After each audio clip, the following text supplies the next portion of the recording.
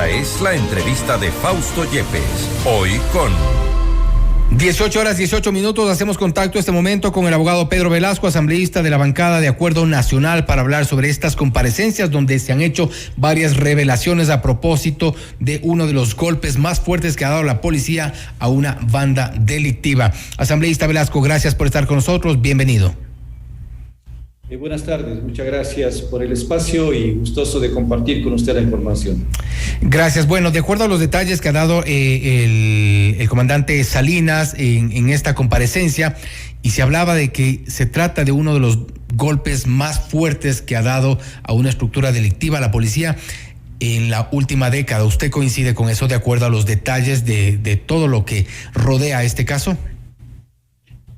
La información que proporcionó en la mañana el comandante general de la policía debe preocuparnos a todos los ecuatorianos, porque no es normal que cantidades exageradas en el tráfico ilícito de sustancias estupefacientes estén circulando por territorio ecuatoriano, de que recursos económicos tal vez por esos negocios ilícitos se encuentren por millones en una propiedad, de que conste a nombre de una persona bienes que debería justificar de dónde tanto. Y todos esos aspectos no solamente que preocupan al pueblo ecuatoriano, sino que la Policía Nacional está dando golpes certeros y eso hay que reconocerlo.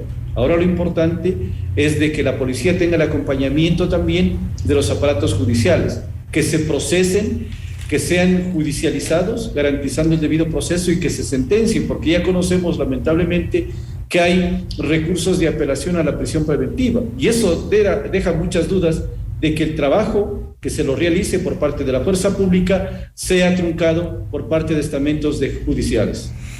Ahora, no se descarta que existan y salgan ya de aquí en más varios nombres relacionados a esta organización criminal.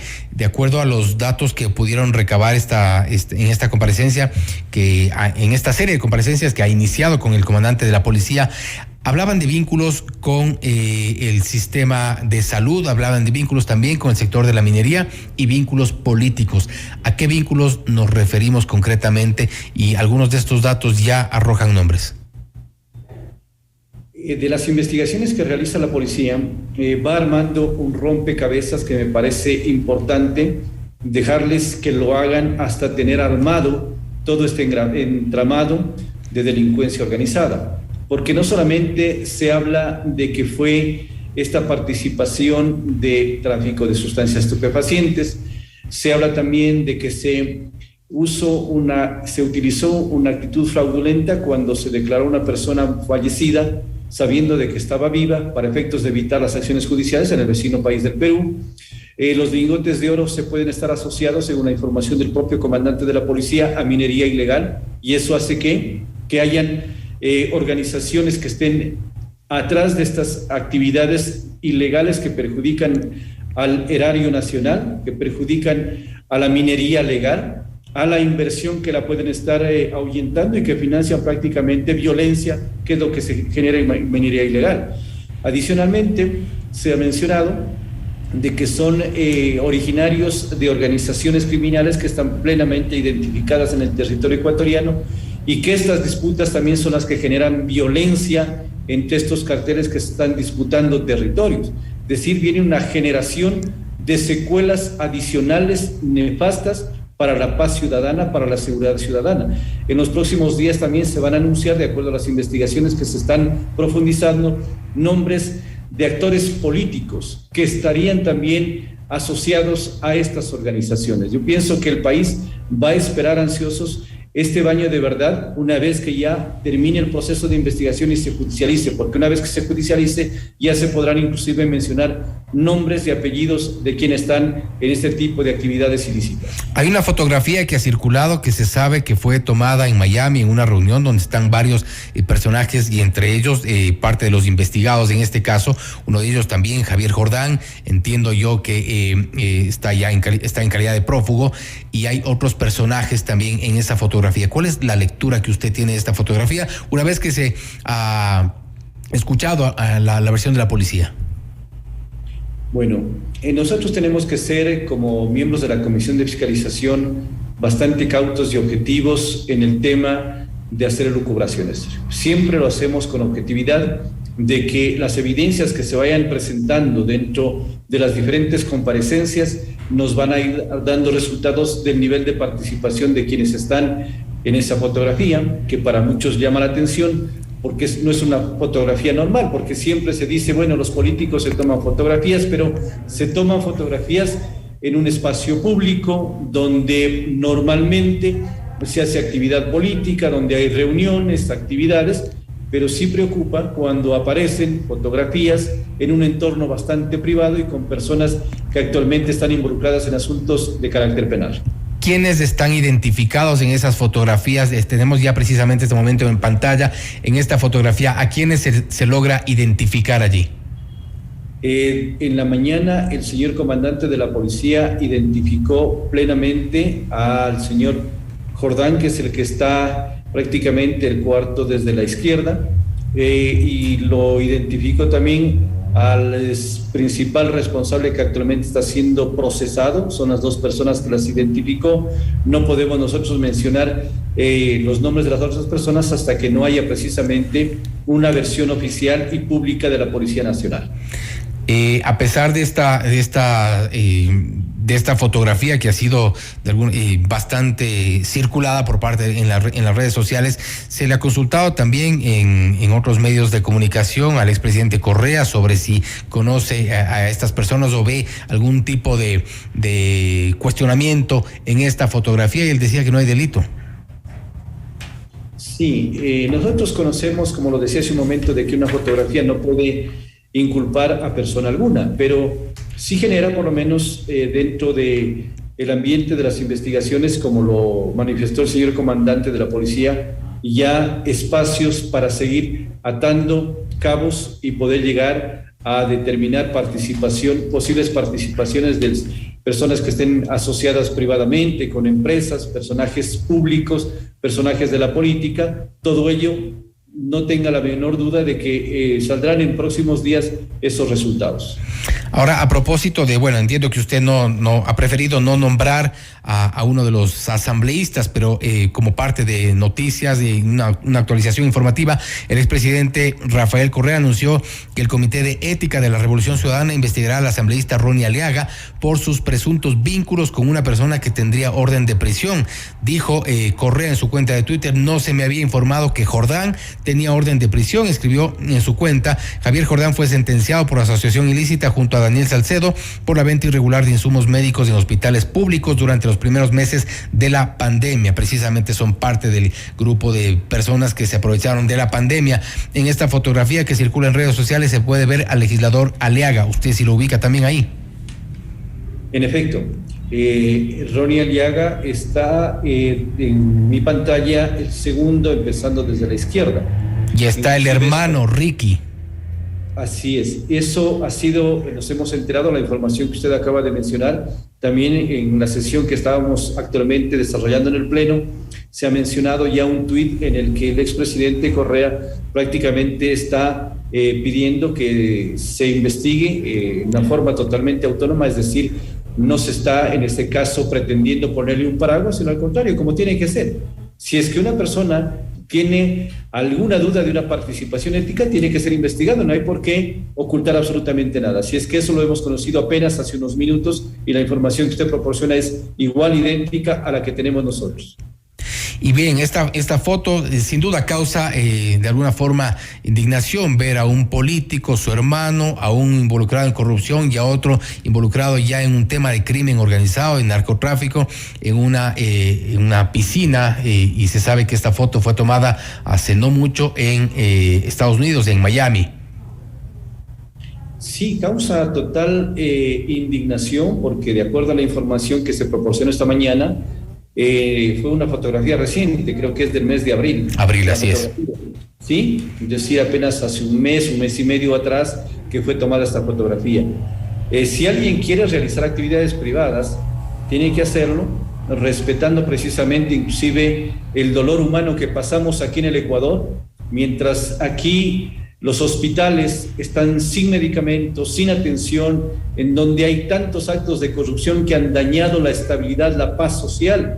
Ahí están reunidos personas que le hicieron precisamente el daño, que negociaron con la vida, con la salud, con los medicamentos, con los recursos que nos corresponden a los ecuatorianos. Eso es indignante y creo que nadie puede quedarse conforme con ese tipo de actitudes. Ahora vemos más o menos la misma dinámica de lo que ha ocurrido con otros involucrados en casos de corrupción y en casos que han recibido incluso sentencia en su momento, pero en la aclaración, esta aclaración que hace el expresidente Correa la da horas después de que el exmandatario mismo defendiera a Aliaga durante una entrevista en un medio de comunicación, explicando lo que decía yo hace un momento, que no se puede acusarle de un delito a Aliaga por tomarse una fotografía con Jordán, pero vemos claramente que no es cualquier fotografía.